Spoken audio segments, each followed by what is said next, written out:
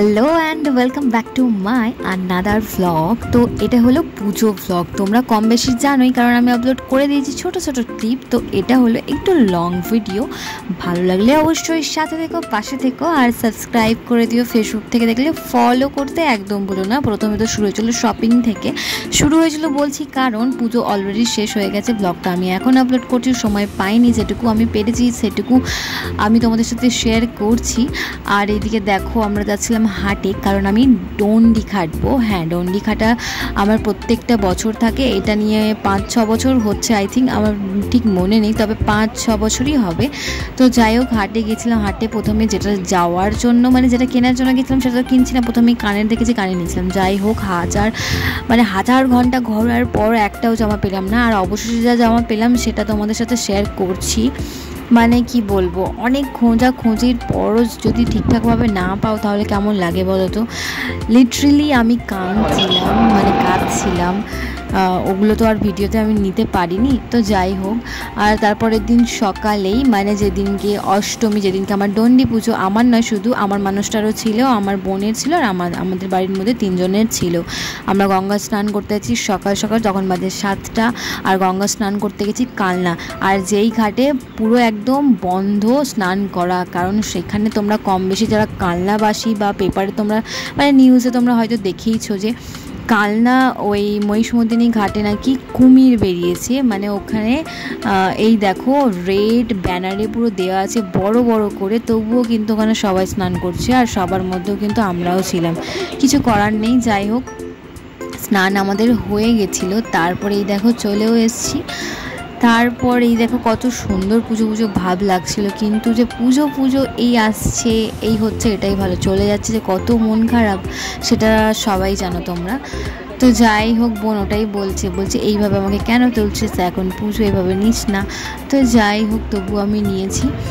আর সত্যি কথা বলতে পুরো সব কিছু ডিটেলে আমি তোমাদের দেখাতে পারিনি, কারণ খুবই ব্যস্ত ছিলাম পুজোর কটা দিনে। আর এদিকে দেখো শেষে তাড়াহুড়ো করে পরিয়ে দিচ্ছে আমাকে আমার বোন আলতা। তো যাই হোক এই থাবা পা ইগনোর করো। তো এই দেখো সবাই মিলে, আর আমাদের পুজোতে না প্রত্যেকটা বার গরম পড়বে, এটা পুরো রেকর্ড, এতটা গরম মানে জাস্ট পা ফেলা যায় না, তবু আমাদের খালি পায়ে যেতে হয় পুজো দিতে। আর এই ডন্ডি পুজোর ডিটেলে আমি কিন্তু ভিডিও করিনি, কারণ আমি চাই না এই জিনিসগুলোকে ভিডিও করতে। যারা দেখতে চাও অবশ্যই কিন্তু সামনের বছরে আমাদের এখানে এসে পুজো দেখে যেতে হবে।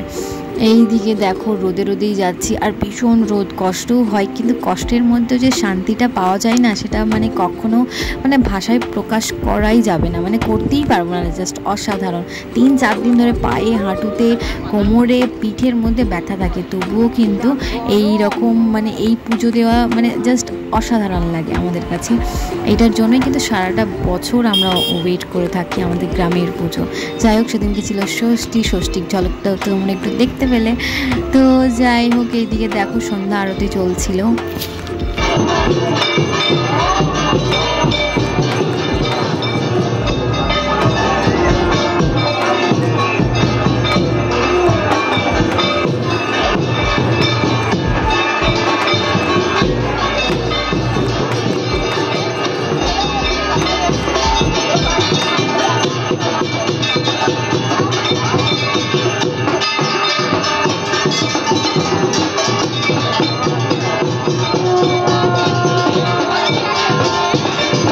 আমরা সবাই ওখানে দাঁড়িয়ে দেখছিলাম সন্ধ্যাতে, সবাই ঘেমে গেছিলাম, ভীষণ গরম ছিল।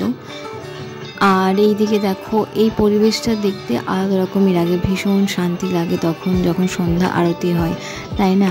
ভীষণ সুন্দর।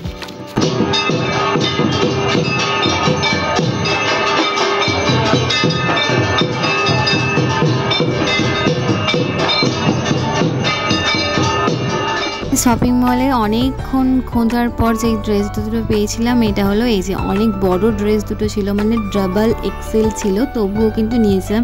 আর নিয়ে আমরা খাটিয়ে পড়েছি দুজনে, সেম আর সেম কানের, সেটাই বলছিলাম যে আমাদের দুজনের সেম ড্রেস, কিন্তু কালারটা ডিফারেন্ট।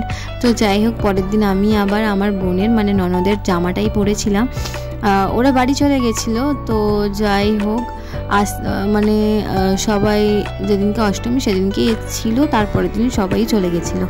তারপর এই দেখো বিজয়া দশমীর দিন মানে গতকালকে মায়ের চলে যাওয়ার সময় হয়ে গেছিলো, তার জন্য মাকে বিদায় জানানোর জন্য সবাই এসেছিল, জড়ো হয়েছিল, আমরাও গিয়েছিলাম। তো যাই হোক, আর এই দিকে দেখো সব নাচানাচি করছিল। তারপর কিছুক্ষণ পরই আমরা চলে এসেছিলাম। মা চলে যাচ্ছেন তার জন্য মন খারাপ, কিন্তু আবারও একটা বছরের অপেক্ষায়। তাড়াতাড়ি এসো মা।